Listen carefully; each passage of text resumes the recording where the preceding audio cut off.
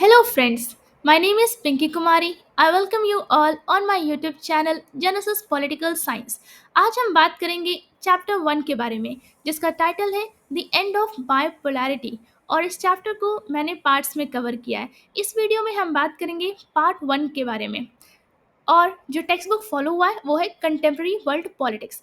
चलिए इस चैप्टर को एक सिंपल और इजी तरीके से समझने की कोशिश करते हैं। इस चैप्टर में हम बात करेंगे ओवरव्यू के बारे में, what was the Soviet system के बारे में and third that is the Gorbachev and disintegration के बारे में। द एंड ऑफ बायोपोलैरिटी, सबसे पहले हम समझेंगे कि जब हम कहते हैं एंड ऑफ बायोपोलैरिटी तो इसका क्या मतलब होता है।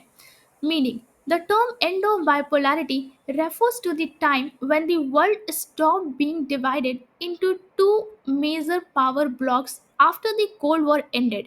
जब हम कहते हैं end of the bipolarity तो इसका मतलब होता है ये एक ऐसे समय की बात कर रहा है जब जो वर्ल्ड था अब वो दो मेजर पावर ब्लॉक में डिवाइडेड नहीं रहा। और ये कब होता है? आफ्टर द कोल्ड वॉर, जब खत्म हो जाता है उसके बाद।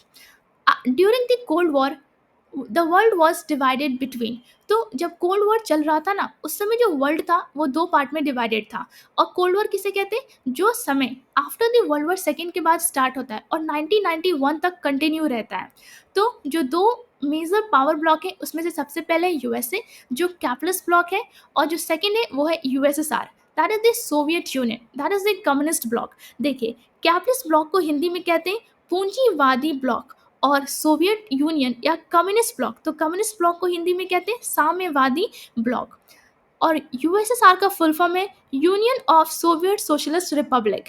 This was called bipolar because there were two poles और सुपर पावर। तो कहीं ना कहीं हम कह सकते हैं जब वर्ल्ड में सिर्फ यूएसए था और यूएसएसआर था, मतलब जब दो मेजर पावर ब्लॉक्स थे, तो हम कह सकते हैं कि इस समय जो वर्ल्ड है वो बायपोलर है क्योंकि यहाँ पे दो सुपर पावर हैं।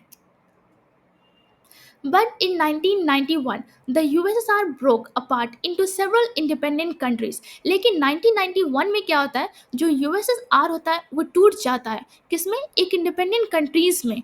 As a result, only the USA remained as a super power. इसकी वजह से, मतलब जब USSR टूट जाता है तो कहीं ना कहीं सिर्फ USA एक सुपर पावर रह जाता है। This ended the bipolar world and started a unipolar world with one major power. तो कहीं ना कहीं हम कह सकते हैं कि जब यूएसएसआर टूटता है और सिर्फ यूएसए रहता है तो कहीं ना कहीं हम कह सकते हैं कि जो बाइपोलर वर्ल्ड था वो खत्म हो जाता है और कहीं ना कहीं यूनिपोलर वर्ल्ड स्टार्ट हो जाता है। यूनिपोलर वर्ल्ड का मतलब होता है सिर्फ एक है, एक कंट्री ऐसी है जो सुपर पावर है, और यहाँ पे हम बात करेंगे यूएसए के बारे में। चलिए इसे हम एग्जाम्पल समझते हैं। Before 1991, countries had to choose sides, either the USA और USSR। तो 1991 से पहले जितने भी वर्ल्ड में कंट्रीज थी उनको कहीं ना कहीं जो यूएसए है या फिर यूएसएसआर ब्लॉक है किसी एक को ज्वाइन करना था। Second, after 1991, countries became more independent in foreign policies। लेकिन 1991 के बाद जो कंट्रीज थी वो और ज़्यादा इंडिपेंडेंट हो गई अपने फॉरेन पॉलिसी को लेकर के। मतलब किस कंट्री के साथ उन्हें कैसा रिलेशन मेंटेन करना है उसी को फॉरेन पॉलिसी कहते हैं। Many former Soviet countries like Ukraine, Kazakhstan etc. started making their own decision। तो बहुत सारे जो कंट्रीज़ होती हैं जैसे कि यूक्रेन हो गया, कजाकिस्तान हो गया, जो पहले फॉर्मर मतलब पहले वो जो यूएसएसआर था उसका ये लोग पार्ट थे, लेकिन जब वो 1991 के बाद तो वो टूट जाती है तो ये इंडिपेंडेंट कंट्रीज़ बन जाते हैं। तो कहीं ना कहीं ये अपने कंट्री से रिलेटेड अब खुद ही डिसीजन लेने लगते हैं। तो हम ये कह सकते हैं the end of bipolarity means the cold war ended and the USSR collapse. कि एंड ऑफ बायोपोलैरिटी का मतलब होता है जो कोल्ड वॉर था वो खत्म हो गया और जो यूएसएसआर था वो कोलैप्स हो गया, अर्थात वो गिर गया। Leaving the USA as the only super power. तो सिर्फ यूएसए जो था वो बच गया और वो उसे सुपर पावर कहा गया। And the world no longer divided into two rival camps. अब जो वर्ल्ड था उसमें दो राइवल कैंप्स नहीं थे। राइवल कैंप्स को आप क्या कह सकते हो? कंपेटिंग ग्रुप्स कह सकते हो या फिर अपोजिंग पार्टीज कह सकते हो। ये जो पिक्चर है ये स्क्रीनशॉट है आपके एनसीईआरटी टेक्स्ट बुक का, that is chapter 1 the end of bipolarity, और ओवरव्यू इस पे लिखा हुआ है। ये मेरा आपसे रिक्वेस्ट है कि जब आप इस वीडियो को देखें तो आप अपने टेक्स्ट बुक के साथ बैठें। ये मैं आपको कह सकती हूँ कि आप इस पेज को, इस चैप्टर को एक बहुत सिंपल और इजी तरीके से समझेंगे। तो अब हम देखते हैं कि इस चैप्टर में क्या लिखा है एक सिंपल और इजी तरीके से। Overview. The Berlin wall was build during the cold war. जो बर्लिन वॉल था वो कोल्ड वॉर के समय बनता है। कोल्ड वॉर को हिंदी में शीत युद्ध कहते हैं। And was it's most powerful symbol. और हम कह सकते हैं कोल्ड वॉर का जो मोस्ट पावरफुल सिंबल था जो सिंबलाइज करता था वो था Berlin wall. In 1989 people broke the wall down. लेकिन 1989 में क्या होता है, जो लोग होते हैं वो इस बर्लिन वॉल को तोड़ देते हैं। It was a big and emotional moment in the history. कहीं ना कहीं ये बहुत बड़ा इवेंट होता है इतिहास में। After this many important events happen. मतलब बर्लिन वॉल टूटने के बाद बहुत सारे और भी घटनाएं घटती हैं। These events led to the end of the cold war. और कहीं ना कहीं इन इवेंट्स की वजह से जो कोल्ड वॉर था वो भी खत्म हो जाता है। And the collapse of the second world, that is the communist countries. और कहीं ना कहीं जो सेकेंड वर्ल्ड था, जो यूएसएसआर था, वो भी कोलैप्स हो जाता है। Germany which was divided after world war second. Germany एक कंट्री है जो वर्ल्ड वॉर सेकेंड के बाद जो थी वो डिवाइडेड थी। हम कह सकते हैं वेस्ट जर्मनी और ईस्ट जर्मनी में वो डिवाइडेड थी, बिकेम वन कंट्री अगेन। तो फिर क्या होता है कि वो वापस से एक कंट्री बन जाती है। In the eastern Europe many countries that were earlier communist changed their governments। तो ईस्टर्न यूरोप में क्या होता है, बहुत सारी कंट्रीज जो पहले कम्युनिज्म को फॉलो करती थी वहाँ पे क्या हुआ, गवर्नमेंट में चेंजेस लेके आए गए। ओके, मतलब गवर्नमेंट थोड़ा बहुत बदलाव करती है because of protest by common people. अच्छा, गवर्नमेंट क्यों बदलाव कर रही है? इसलिए क्योंकि उसे कहीं ना कहीं रिवॉल्ट या विद्रोह मिल रहा है, लोगों के द्वारा प्रोटेस्ट को फेस करना पड़ रहा है उसे, इसलिए।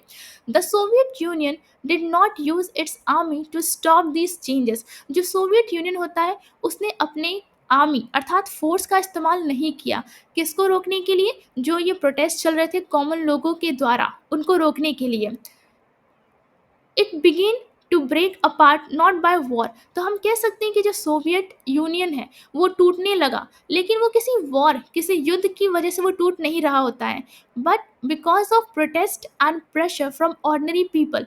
तो जो सोवियत यूनियन था वो ब्रेक हो रहा था क्योंकि कहीं ना कहीं उसे विरोध मिल रहा था, प्रेशर फेस करना पड़ रहा था ऑर्डिनरी पीपल के द्वारा। जो ऑर्डिनरी पीपल जो थे वो कहीं ना कहीं गवर्नमेंट के अगेंस्ट प्रोटेस्ट कर रहे थे। Finally the Soviet union broke up, that is disintegrated. तो हम कह सकते हैं कि सोवियत यूनियन जो था वो अब टूट जाता है। In this chapter we will learn, हम इस चैप्टर में पढ़ेंगे what the second world was. कि सबसे पहले हम बात करेंगे कि सेकेंड वर्ल्ड किसे कहते हैं, क्या था, why and how the Soviet union collapse, that is क्यों और कैसे सोवियत यूनियन जो होती है वो कोलैप्स होती है, मतलब गिर जाती है। Third, what happened to the world after communism collapse, मतलब कि वर्ल्ड में क्या हुआ जब कम्युनिज्म कोलैप्स हो जाता है तब। Fourth, how India was affected, India कैसे अफेक्टेड हुई and responded to these global changes, मतलब जब इस वर्ल्ड में इतने सारे चेंजेस हो रहे थे तो कैसे इंडिया को मतलब इसने अफेक्ट किया और इंडिया ने कैसे इसको रिस्पॉन्स किया। The Berlin wall, the Berlin wall showed the separation between capitalist and communist part of the world. जो बर्लिन वॉल है वो कहीं ना कहीं एक सेपरेशन को शो कर रही है कैपिटलिस्ट और कम्युनिस्ट पार्ट के बीच में। It was built in 1961 to divide east Berlin communist from west Berlin capitalist. तो जो बर्लिन वॉल थी इसे 1961 में बनाया जाता है। कहीं ना कहीं ये डिवाइड कर रहे थे ईस्ट बर्लिन को जहाँ पे कम्युनिज्म को फॉलो किया जा रहा था, वेस्ट बर्लिन से जहाँ पे कैपिटलिज्म को फॉलो किया जा रहा था। देखिए, कैपिटलिज्म का मतलब होता है या कैपिटलिस्ट का मतलब होता है पूंजीवाद। ओके, पूंजीवाद ब्लॉक कह सकते हैं इसे हम। और ईस्ट बर्लिन जो कि कम्युनिस्ट ब्लॉक को फॉलो कर रही थी, तो हम कम्युनिस्ट को क्या कह सकते हैं, साम्यवाद कह सकते हैं। It was 150 kilometre long and stud for 28 years. जो बर्लिन वॉल थी वो 150 किलोमीटर लंबी थी और वो 28 सालों से ऐसे ही कंटिन्यू मतलब वो बनी हुई थी। और 9 नवंबर 1989 the people broke it down. लेकिन 9 नवंबर 1989 को जो लोग होते हैं वो इस बर्लिन वॉल को तोड़ देते हैं। विच इसकी वजह से क्या होता है, united east and west Germany, मतलब जो ईस्ट और वेस्ट जर्मनी जो पहले डिवाइडेड थे अब वो वापस में यूनाइट हो जाते हैं। Second, started the end of communist rule in many places. मतलब जो बहुत सारे कंट्रीज या बहुत सारे जो प्लेसेस थे जहाँ पे पहले कम्युनिज्म को फॉलो किया जा रहा था वो कहीं ना कहीं अब खत्म हो जाता है। आपके जो इस पेज नंबर 1 है जहाँ पे ओवरव्यू लिखा है उसमें एक पिक्चर है। अब हम समझते हैं कि उस पिक्चर के नीचे क्या लिखा हुआ है।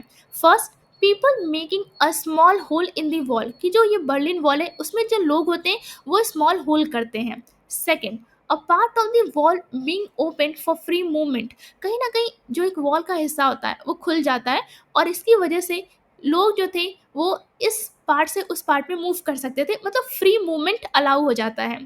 Third, the Berlin wall as it existed before it was brought down in 1989, जो बर्लिन वॉल थी जो 28 सालों से ऐसे ही कंटिन्यू एग्जिस्ट कर रही थी, वो अब क्या होता है उसे तोड़ दिया जाता है 1989 में, वो गिर जाता है।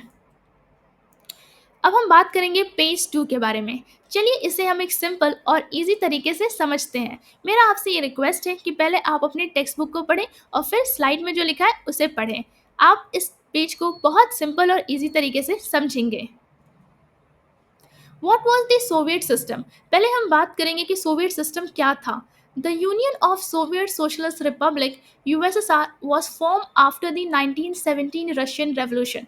तो जो USSR होता है ना वो 1917 रशियन रेवोल्यूशन के बाद बनता है। Which was inspired by socialism, मतलब वो बहुत ज़्यादा सोशलिज्म से प्रभावित था। सोशलिज्म क्या है? A system against capitalism aiming for equal society. Socialism जो है वो कैपिटलिज्म के अगेंस्ट है और कहीं न कहीं उसका जो मेन गोल है कि सोसाइटी में एक इक्वालिटी होनी चाहिए, लोगों के बीच में भेदभाव नहीं होना चाहिए, सबको एक समान ट्रीट करना चाहिए।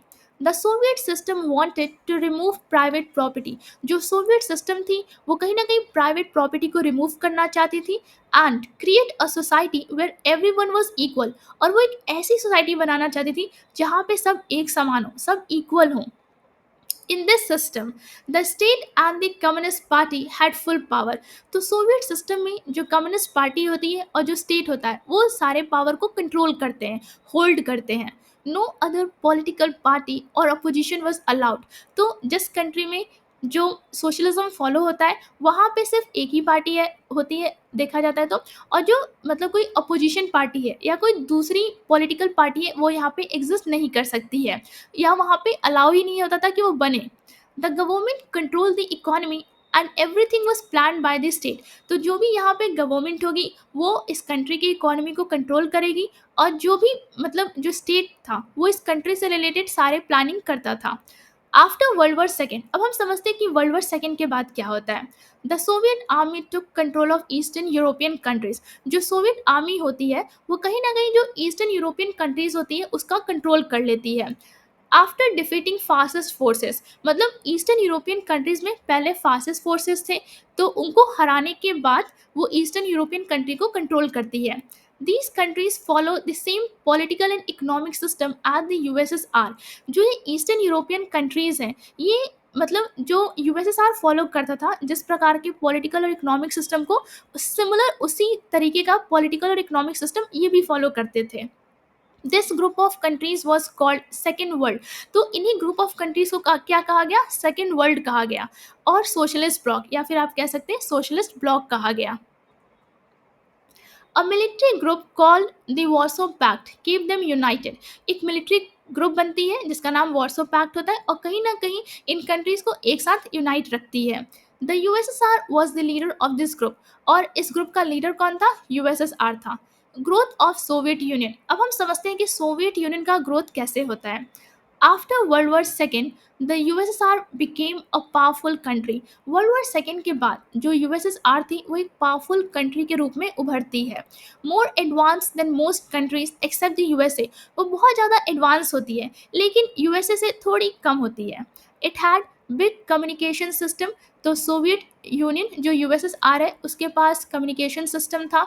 Rich natural resources like oil, iron and steel, मतलब इस कंट्री में बहुत ज़्यादा नेचुरल रिसोर्सेज था जैसे कि ऑयल हो गया, आयरन हो गया, स्टील हो गया।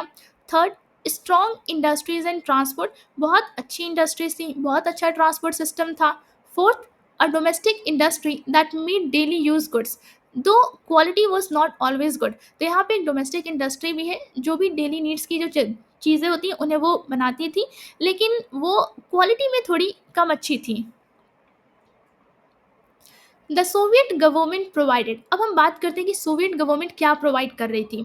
First, equal living standard. सभी को एक समान लिविंग स्टैंडर्ड प्रोवाइड कर रही थी। Second, free and subsidise services like health, education, child care and many more facilities. जो सोवियत गवर्नमेंट थी वो अपने जो सिटीजन थे उनको फ्री और सब्सिडाइज रेट पे, ओके, एक अफोर्डेबल रेट पे हेल्थ, एजुकेशन, चाइल्ड केयर जैसे सर्विसेज प्रोवाइड कर रही थी। Third, state ownership of land and factories, no private ownership. हम ये कह सकते हैं कि जो सोवियत गवर्नमेंट है वो वहाँ के लैंड और फैक्ट्री को कंट्रोल करती थी, वहाँ पे कोई भी प्राइवेट ओनरशिप अलाउ नहीं था। अब हम समझते हैं problems in the Soviet system, कि सोवियत सिस्टम में क्या समस्याएं थीं। Over time the system became very strict and controlling.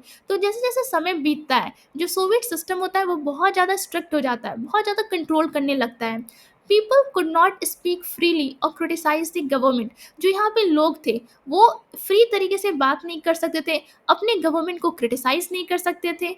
Only the Communist Party had all the power. जो यहाँ पे एक सिंगल पार्टी है, that is the Communist Party, सिर्फ उसी के पास सब पावर थे, and was not answerable to the people.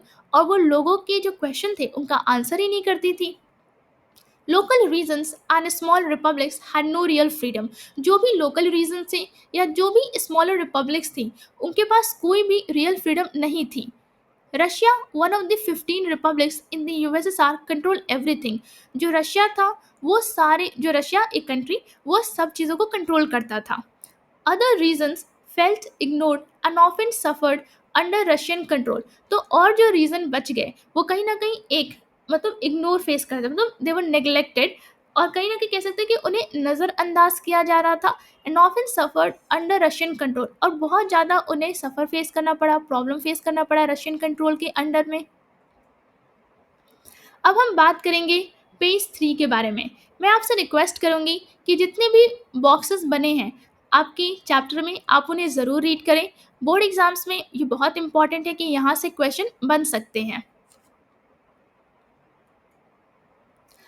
The Soviet Union try to keep up with the United State in the arm race. जो सोवियत यूनियन था उसने बहुत कोशिश की कि यूनाइटेड स्टेट को क्या करे, वो आर्म रेस में कहीं ना कहीं एक चुनौती दे। मतलब जैसा यूनाइटेड स्टेट में मिलिट्री इक्विपमेंट्स मेंटेन किया जा रहा था वो भी वैसा ही मेंटेन करे।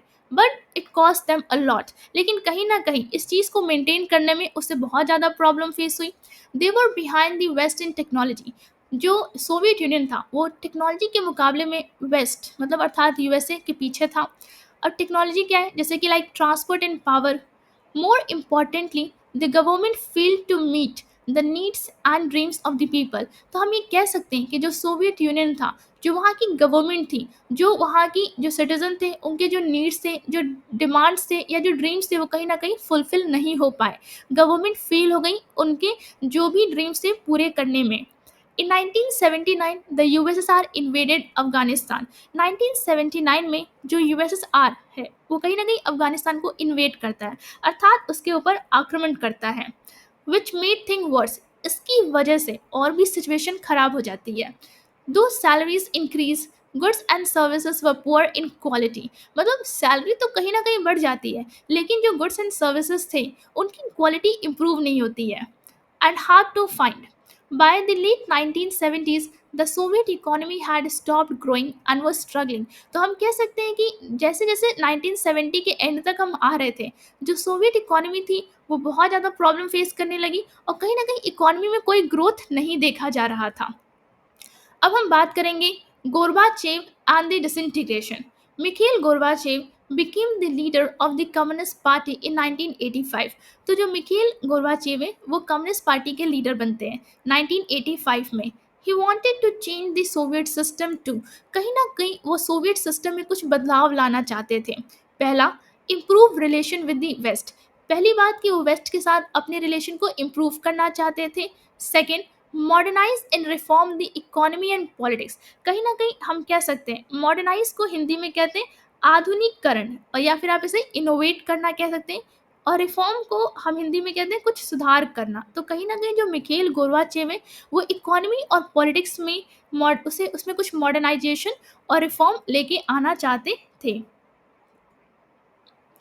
दीज रिफॉर्म्स वर कॉल्ड, और इन रिफॉर्म्स को क्या कहा गया। पहला, ग्लासनॉस्ट, इसका मतलब होता है ओपननेस। सेकेंड, प्रेस्ट्रॉइका, इसका मतलब होता है restructuring. But these reform had unexpected result. अब हम देखते हैं कि जो इनका रिजल्ट हुआ वो काफ़ी अनएक्सपेक्टेड हुआ। First, people in eastern Europe who were under Soviet control started protesting. जो लोग ईस्टर्न यूरोप में थे, जो पहले सोवियत कंट्रोल के अंडर में थे, वो कहीं ना कहीं प्रोटेस्ट करने लगते हैं, अर्थात विरोध करने लगते हैं, विद्रोह करने लगते हैं। Second, Gorbachev chose not to use force to stop the protest. Gorbachev जो थे उन्होंने ये सेलेक्ट किया कि वो अपने फोर्स का, आर्मी का इस्तेमाल नहीं करेंगे इन प्रोटेस्ट को रोकने के लिए। Third, one by one communist government collapse. तो हम कह सकते हैं कि धीरे धीरे एक एक करके जो कम्युनिस्ट गवर्नमेंट होती है वो गिरने लगती है। What happened next? अब इसके बाद क्या होता है? A big crisis begin inside USSR. USSR के अंदर एक बहुत बड़ी प्रॉब्लम हो जाती है। Gorbachev reforms led to more call for freedom and democracy. मतलब गोरबाचेव जो रिफॉर्म लेके आए, ग्लासनोस्ट पेरेस्ट्रोइका, इसकी वजह से जो लोग थे उनकी डिमांड बढ़ जाती है, वो और ज़्यादा फ्रीडम की डिमांड करते हैं, डेमोक्रेसी की डिमांड करते हैं। In 1991 a group of hardliners, that is strict communist. देखिए 1991 में क्या होता है, एक ग्रुप ऑफ हार्डलाइनर्स हैं। इनको हम क्या कह सकते हैं, आप इसे हिंदी में कहेंगे तो इसे समझेंगे कट्टरपंथियों का समूह। ओके, या फिर जो बहुत स्ट्रिक्ट तरीके से कम्युनिज्म को फॉलो करते हैं। Tried a coup to remove Gorbachev. उन्होंने क्या किया? देखिए, कूप का मतलब होता है हिंदी में से तख्ता पलट कहते हैं। आप इसे इंग्लिश में कूप को रिवॉल्ट भी कह सकते हैं कि उन्होंने एक रेवोल्यूशन किया, एक रिवॉल्ट किया गोरबाचेव को रिमूव करने के लिए। But the people led by Boris Yeltsin oppose the coup. लेकिन बोरिस येल्सिन को जो फॉलो करते थे लोग, उन्होंने कहीं ना कहीं इस कूप का विरोध किया। Boris Yeltsin became a hero and help and central control. Boris Yeltsin जो थे वो एक हीरो बन जाते हैं, और कहीं ना कहीं जो सेंट्रल कंट्रोल था, जो जो और जो कुछ कंट्रीज जो थी उनको नेग्लेक्ट किया जा रहा था, वो कहीं ना कहीं उनके ऊपर जो सेंट्रल कंट्रोल था उसे ख़त्म कर देते हैं। The breakup. Many republics of the USSR, especially in Europe, wanted to become independent countries. तो बहुत सारे जो यूएसएसआर में, जिसमें जो बाद में टूटने के बाद 15 इंडिपेंडेंट कंट्रीज के बन करके उभरता है, उसमें से जो बहुत सारे रिपब्लिक्स थी उन्होंने क्या किया, उन्हें कहीं ना कहीं इंडिपेंडेंट कंट्री बनना था। Central Asian republics wanted to stay connected but with more power. लेकिन जो सेंट्रल एशियन रिपब्लिक था वो अभी भी यूएसएसआर से कनेक्टेड रहना चाहता था, और उसे कुछ और पावर की ज़रूरत थी, मतलब उसे थोड़ा और पावर चाहिए था। In December 1991 under Boris Yeltsin leadership Russia, Ukraine and Belarus declared. तो दिसंबर 1991 में बोरिस येल्सिन के लीडरशिप के अंडर रशिया, यूक्रेन और बेलारस ने क्या डिक्लेयर किया? पहला, the USSR no longer existed, कि यूएसएसआर जो है अब वो एग्जिस्ट नहीं करता है। Second, the Communist Party was ban. जो कम्युनिस्ट पार्टी, जो सिर्फ जो एक सिंगल पार्टी थी, उसे बैन कर दिया गया। Third, new governments chose capitalism and democracy. और जो नई सरकार वहाँ पे बनी, उन्होंने कैपिटलिज्म को सेलेक्ट किया और डेमोक्रेसी जैसे सिस्टम को फॉलो करना मतलब कि शुरू किया। उम्मीद है आपको ये चैप्टर बहुत एक सिंपल और इजी लैंग्वेज में समझ आया होगा।